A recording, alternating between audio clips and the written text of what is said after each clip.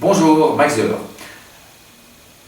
La respiration, la narine, ça c'est un exercice qui a non pas du succès, parce que chaque fois que je dis aujourd'hui on va respirer, on va faire l'exercice de la narine, la première fois ils savent pas ce que c'est, puis quand on leur demande de prendre leur pouce et de venir mettre le doigt, de venir boucher une narine, la première réaction c'est ça. Hein, évidemment ils crient, ils se regardent les uns les autres, c'est dégueulasse, c'est ci, c'est là, et les enfants, je ne vous ai pas demandé de vous moucher. Hein, je n'ai pas demandé non plus de passer la narine, j'ai simplement de venir, vous ai simplement demandé de venir boucher une narine et de respirer avec une seule narine. Évidemment, si vous faites ça en hiver, qu'il y a la moitié de la classe qui est grippée, qui a des rhumes, qui a des deux angines et compagnie, enfin, s'ils ont des angines, ils sont chez eux, mais s'ils sont enrhumés, c'est plus difficile.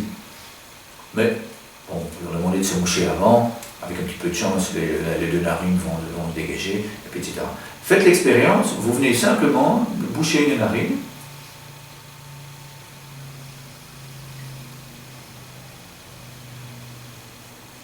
puis soufflez par la bouche si vous voulez.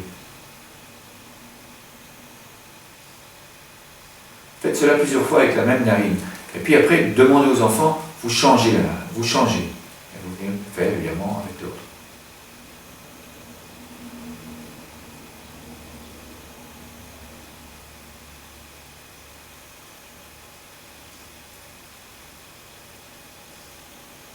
Et là, je n'ai plus soufflé l'air par la bouche, j'ai soufflé l'air par les... Si vous faites l'exercice, eh bien, je peux vous assurer que, premièrement, vous êtes obligé de le faire très lentement. Alors on dirait, mais pourquoi ne pas commencer par ça? Parce que c'est plus difficile, il faut vraiment se concentrer. Hein?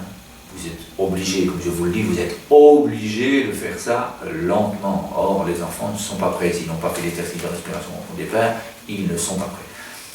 Puis le faire une fois, ça va, mais je peux vous assurer que quand vous avez fait 5 ou 6 respirations avec la même narine, c'est très difficile, vous risquez d'avoir la tête qui tourne.